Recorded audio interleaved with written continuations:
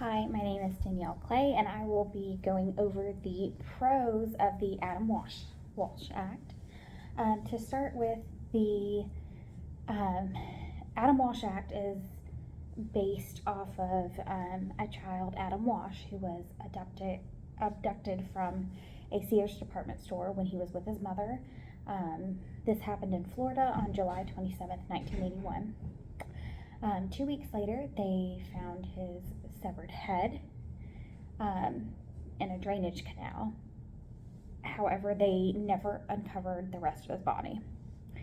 In 1984, the Missing Children's Assistance Act was passed in advocacy of the Walshes and other missing children.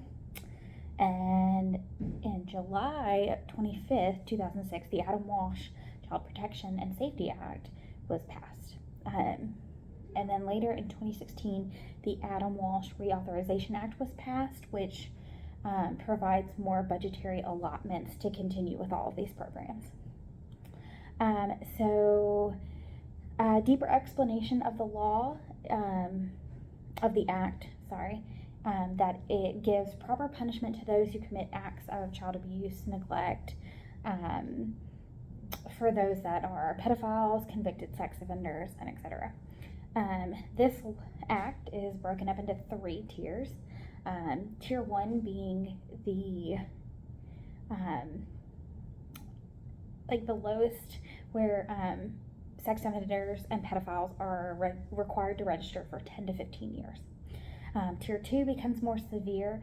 They have to register for 25 years. And Tier 3 is for the most severe offenders, where they have to register from 25 years to life. So with the passing of this act, in some states it expanded the registries as much as 500%. So with this act, we found that with more people having to register, and regardless of whether they were Tier 1, Tier 2, Tier 3, that states were finding that their registry numbers were increasing dramatically. Even if it was just a simple act of an adult flashing a child, they would fall into Tier 1 and be put on the registry. And they would not, once they got out of jail, they were not allowed to be within so many yards of schools and children, different children places, museums and stuff like that, where children are frequent. And actually in Ohio, they found that the retroactive Adam Walsh Act increased the number of offenders and actually altered their placement in the tier system. So before, there were pretty much the majority of offenders were in Tier 1, where it was only 10 to 15 years to be on the registry. But with the retroactive Adam Walsh Act reclassification, it actually, depending on the severity of the crime, moved people from Tier 1 to Tier 2 and Tier 3. In Ohio, prior to this retroactive reclassification, 76% of adults and 88% of juvenile offenders were in the least restrictive tier, Tier 1, or they didn't even have to register at all, which is kind of scary. And then 20% of adults and 5% of juvenile offenders were classified as sexual offenders, so that number was extremely low. After reclassification, Ohio saw that 13% of adults and 22% of juveniles were actually Tier 1. 31% of adults and 32% of juvenile offenders moved to Tier 2. And then 55% of adults and 46% of juvenile offenders were placed into Tier 3. So you can see how when they took this reclassification based on the crime, how many offenders actually are in Tier 3, which is the most severe tier, which is kind of terrifying to know that so many offenders fall into that category.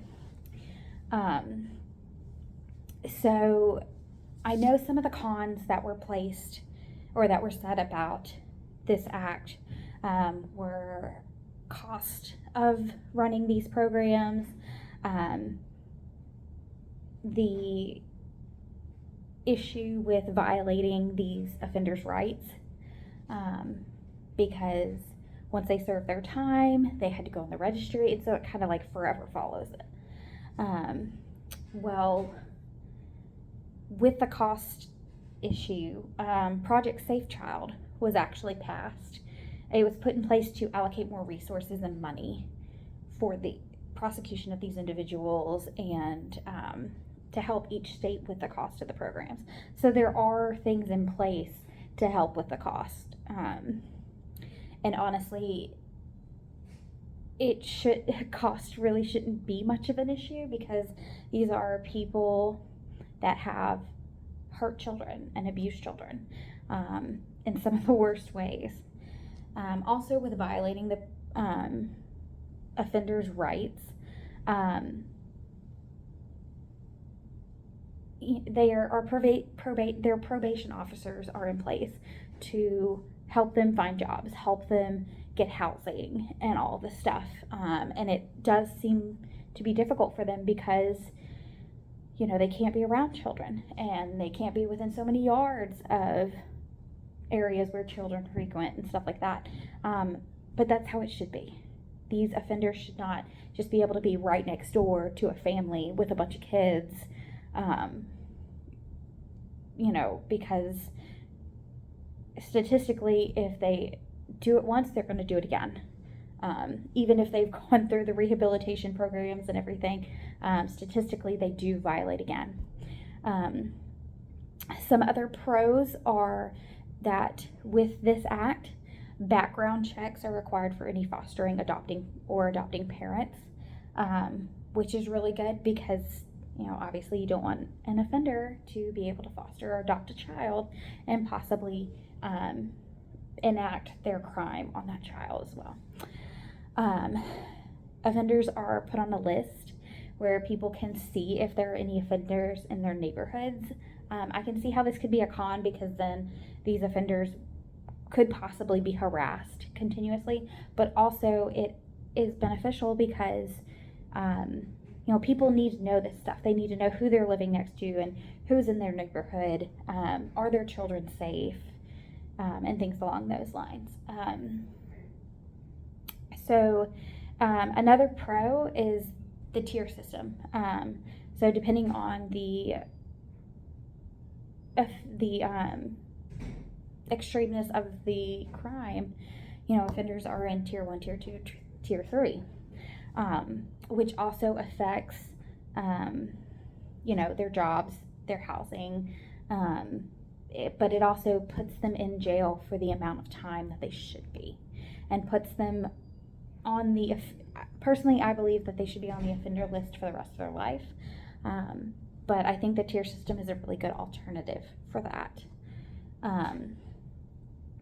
And I guess my last pro would be that for repeat offenders, there are increased penalties.